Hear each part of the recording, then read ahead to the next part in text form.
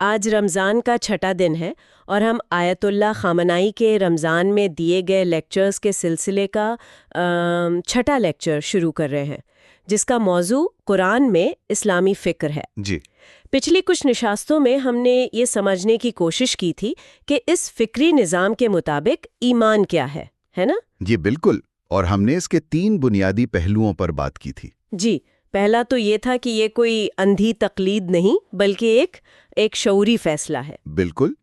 دوسرا یہ کہ یہ صرف دل میں رکھنے والی چیز نہیں ہے، اس کے ساتھ عمل اور عزم جڑا ہوا ہے۔ اور تیسرا یہ کہ یہ کوئی موقع پرستی والی چیز نہیں بلکہ ایک مسلسل کیفیت کا نام ہے۔ جی، مسلسل اور جامع، اور اسی بنیاد پر آج کی گفتگو کھڑی ہوتی ہے۔ اچھا، دیکھیں، اگر ایمان اتنا کچھ مانگتا ہے، شعور، عمل، استقامت، تو ایک بہت فطری سوال پیدا ہوتا ہے کہ اس کے بدلے میں ملتا کیا ہے؟ بالکل، یعنی آج ہم ایمان کی ریٹرن آن انویسٹمنٹ پر بات کر رہے ہیں۔ آپ کہہ سکتی ہیں انسان اپنی فطرت میں نفع و نقصان دیکھتا ہے، تو اللہ کے ساتھ اس معاہدے میں ایک مومن کے لیے کیا فوائد ہیں؟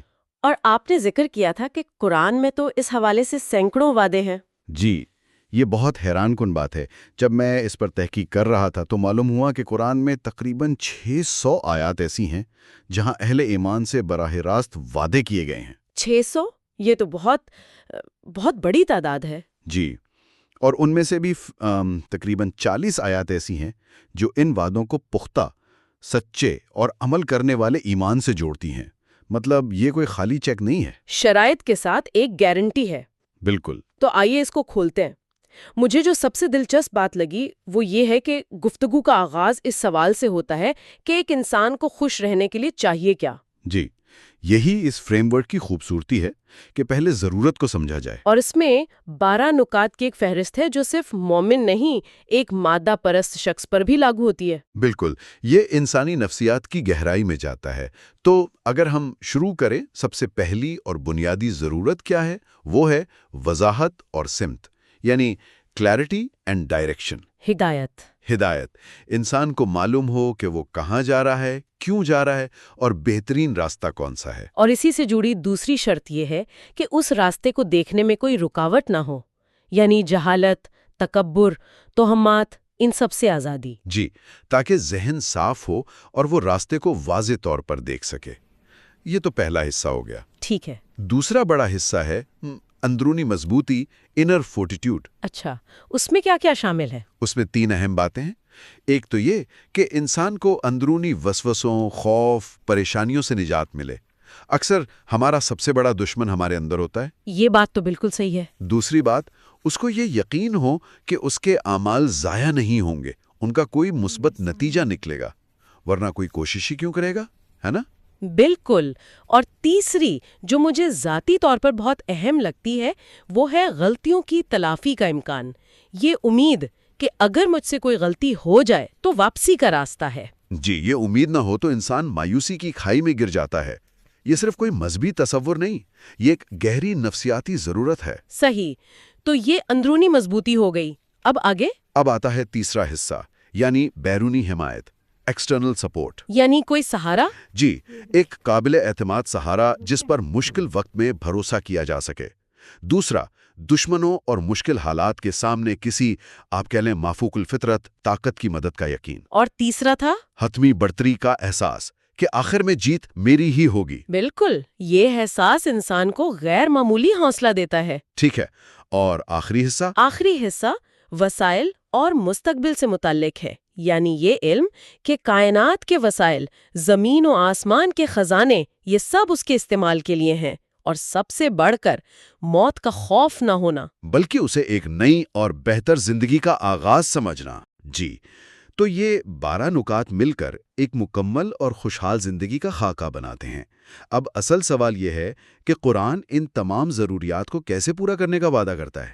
ٹھیک ہے، تو اب ہم اس فریم ورک کو قرآن کے وعدوں سے بھرتے ہیں۔ سب سے پہلے ہدایت سے شروع کرتے ہیں۔ قرآن اس بارے میں کیا کہتا ہے؟ یہاں سے بات بہت دلچسپ ہو جاتی ہے۔ قرآن یہ نہیں کہتا کہ ایمان لاؤ پھر ہم تمہیں ہدایت دیں گے۔ سورہ یونس میں فرمایا، جو لوگ ایمان لائے اور نیک عمل کیے، ان کا رب ان کے ایمان کی وجہ سے ان کی رہنمائی کرے گا۔ ایک منٹ، ان کے ایمان کی وجہ سے؟ یہ تو بہت بہت گہری بات ہے۔ جی، غور کریں، یہاں خود ایمان ہی ہدایت کا ذریعہ بن رہا ہے۔ لیکن یہ کیسے ممکن ہے؟ یہ تو ایک مرغی اور انڈی والی صورتحال نہیں لگ رہی کہ ہدایت کے لیے ایمان چاہیے اور ایمان کے لیے ہدایت؟ بہت اچھا سوال ہے۔ اس کی تشریح یوں کی گئی ہے کہ ایمان کا پہلا قدم یعنی اللہ پر ایک بنیادی یقین جب انسان اٹھاتا ہے نا، تو راستہ خود بخود کھلنا شروع ہو جاتا ہے۔ اس کی کوئی مثال؟ جی، ایک بہت خوبصورت مثال دی گئی ہے۔ فرض کریں آپ رات کو ایک صحرا میں کھڑی ہیں اور آپ کے پاس صرف ایک چھوٹی سی لالٹین ہے، ٹھیک ہے۔ اور وہ صرف 1 میٹر آگے تک روشنی دکھاتی ہے، اور آپ کو کئی کلومیٹر کا فاصلہ طے کرنا ہے۔ آپ تو پریشان ہو جائیں گی کہ میں تو صرف 1 میٹر دیکھ سکتی ہوں، پورا راستہ کیسے طے کروں گی؟ ظاہر ہے یہ تو ناممکن لگے گا۔ جواب یہ ہے کہ آپ ہمت کر کے وہ ایک قدم اٹھائیں جو آپ کو نظر آ رہا ہے۔ اچھا، جیسے ہی آپ وہ قدم اٹھائیں گی، اگلا میٹر روشن ہو جائے گا، پھر اگلا قدم اٹھائیں تو اس سے اگلا میٹر روشن ہو جائے گا۔ اگر آپ کے پاس ایمان اور ثابت قدمی ہے تو آپ صرف 1 میٹر کی روشنی کے سہارے میلوں کا سفر طے کر لیں گی۔ واہ!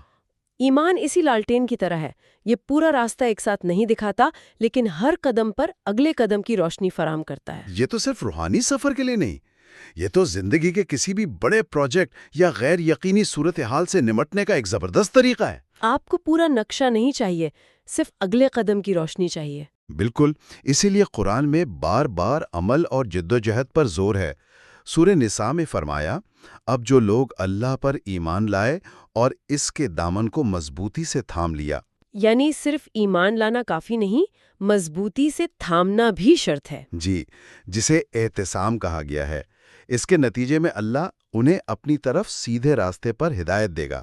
اسی طرح ایک اور آیت ہے، اور جو لوگ ہماری راہ میں جدوجہد کرتے ہیں ہم انہیں ضرور اپنے راستے دکھائیں گے۔ یہاں راستے یعنی جمع کا صیغہ استعمال ہوا ہے۔ جی، یعنی اللہ صرف ایک نہیں بلکہ منزل تک پہنچنے کے بہترین، قریب ترین اور تیز ترین راستے دکھاتا ہے۔ ٹھیک ہے، تو ہدایت کا وعدہ جدوجہد سے جڑا ہے۔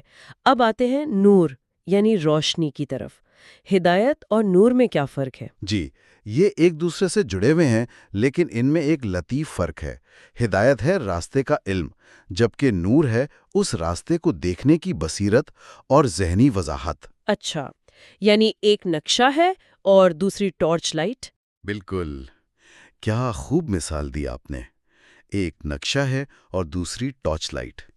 قرآن کہتا ہے، اللہ ایمان والوں کا ولی ہے، وہ انہیں تاریکیوں سے نکال کر روشنی کی طرف لاتا ہے۔ یہاں لفظ ولی کا کیا مطلب ہے؟ دوست یا سرپرست؟ اس سے بھی گہرا، ولی وہ ہے جو آپ سے ہر لمحہ جڑا ہوا ہو، جس کا آپ سے اتصال ہو۔ اور تاریکیوں سے کیا مراد ہے؟ صرف جہالت نہیں، یہ بہت وسیع ہے۔ ظلمات یعنی تاریکیوں سے مراد ہر وہ چیز ہے جو انسان کی عقل اور روح کو قید کرتی ہے۔ جہالت، توہم پرستی، نسلی تکبر، ظالمانہ نظام، نفسانی خواہشات کی غلامی، یہ سب زنجیریں ہیں۔ تو اللہ کا وعدہ ہے کہ وہ مومن کو ان تمام اندرونی اور بیرونی تاریکیوں سے نکال کر نور کی طرف لائے گا۔ جی، علم، معرفت اور حقیقت کی روشنی میں۔ اس کے برعکس آیت میں کفار کا ذکر ہے کہ ان کے سرپرست طاغوت ہیں۔ جی، جو انہیں روشنی سے تاریکی کی طرف لے جاتے ہیں۔ یہاں کافر کی تعریف بھی خاصی دلچسپ بیان کی گئی ہے۔ جی، آیت اللہ خامنائی اس کی وضاحت کرتے ہیں کہ قرآن کی زبان میں کافر کا بنیادی مطلب صرف انکار کرنے والا نہیں، اس کا مادہ ہے کفر، یعنی چھپانا یا ناشکری کرنا۔ ناشکری کرنا؟ جی، اللہ نے اسلام کی صورت میں ایک عظیم نعمت دی تھی۔ جنہوں نے اسے ٹھکرا دیا، انہوں نے دراصل اللہ کی نعمت کی ناشکری کی۔ یہ ایک انتخاب کا نتیجہ ہے۔ یہ تعریف تو کافر کے پورے تصور کو بدل دیتی ہے۔ یہ ایک نفسیاتی رویہ بن جاتا ہے، نہ کہ صرف ایک مذہبی درجہ بندی۔ بالکل یہی نکتہ ہے۔ اچھا، اب دوسرے حصے کی طرف آتے ہیں، اندرونی مضبوطی، خاص طور پر خوف اور مایوسی سے نجات۔ قرآن اس کے بارے میں کیا گارنٹی دیتا ہے؟ قرآن اس کے لیے سکینہ کا لفظ استعمال کرتا ہے، یعنی دل کا سکون، اطمینان۔ سورہ فتح میں ارشاد ہے، وہی ہے جس نے مومنوں کے دلوں میں سکون نازل کیا تاکہ ان کے ایمان کے ساتھ ان کا ایمان اور بڑھے۔ اور یہ آیت جنگ کے تناظر میں نازل ہوئی تھی، ہے نا، جب مسلمان شدید دباؤ میں تھے۔ جی، شدید ترین بحرانوں میں بھی اللہ مومن کے دل کو تھام لیتا ہے، یہ وعدہ ہے۔ اور وہ جو غلطیوں کی تلافی والا نقطہ تھا، اس احساس جرم کا کیا علاج ہے؟ اس کا علاج توبہ اور مغفرت کا وعدہ ہے۔ سورہ زمر کی آیت تو امید کا سمندر ہے۔ کہہ دو، اے میرے بندو، جنہوں نے اپنی جانوں پر زیادتی کی ہے، اللہ کی رحمت سے مایوس نہ ہو جاؤ۔ یقیناً اللہ سارے گناہ معاف فرما دیتا ہے۔ جی، یہ آیت بتاتی ہے کہ واپسی کا دروازہ ہمیشہ کھلا ہے۔ یہ ایک نفسیاتی ریسٹ بٹن کی طرح کام کرتی ہے۔ یہ بہت طاقتور تصور ہے۔ اب تیسرا حصہ، بیرونی حمایت، ایک قابل اعتماد سہارا اور مدد۔ اس کے لیے وہی لفظ ولی دوبارہ آتا ہے۔ اللہ ایمان والوں کا ولی ہے۔ اس کا مطلب ہے کہ مومن کائنات میں اکیلا نہیں ہے، اس کی پشت پر کائنات کی سب سے بڑی طاقت کھڑی ہے۔ لیکن یہاں ایک سوال پیدا ہوتا ہے۔ لوگ پوچھ سکتے ہیں کہ تاریخ میں تو مسلمانوں کو شکستیں بھی ہوئی ہیں، تو پھر اس وعدے کا کیا مطلب ہے؟ بہت اہم سوال ہے۔ آیت اللہ خامنی اس کی تشریح یوں کرتے ہیں کہ یہ وعدے غیر مشروط نہیں ہیں، یہ اسی پختہ اور عمل والے ایمان سے جڑے ہیں جس کا ہم نے شروع میں ذکر کیا۔ اچھا، تاہی ہوئی، وہاں نتائج بھی مختلف ہوئے۔ اور دوسری بات یہ کہ قرآن حتمی برتری کا وعدہ کرتا ہے، اور تم ہی غالب رہو گے اگر تم سچے مومن ہو۔ یعنی یہ ایک میراتھن کا وعدہ ہے، 100 میٹر کے دوڑ کا نہیں؟ بالکل، ہو سکتا ہے کسی ایک جنگ میں وقتی شکست ہو، لیکن اگر قوم بحیثیت مجموعی ایمان اور جد و جہد کے راستے پر قائم رہے تو آخری کامیابی اسی کی ہوگی۔ یہ طویل مدتی یقین انسان کو مختصر مدتی ناکامیوں سے مایوس نہیں ہونے دیتا۔ آپ نے بالکل صحیح خلاصہ کیا۔ اور آخری حصہ، وسائل اور مستقبل کے بارے میں، زمین کے خزانوں کا استعمال۔ قرآن بار بار انسان کو کائنات میں غور و فکر کی دعوت دیتا ہے۔ کیا تم نے نہیں دیکھا کہ اللہ نے جو کچھ آسمانوں اور زمین میں ہے سب تمہارے لیے مسخر کر دیا ہے؟ یہ آیت انسان کو کاہل نہیں بناتی، بلکہ اسے کائنات کا مینیجر بناتی ہے کہ اٹھو، دریافت کرو اور انسانیت کی بھلائی کے لیے استعمال کرو۔ اور موت کا تصور؟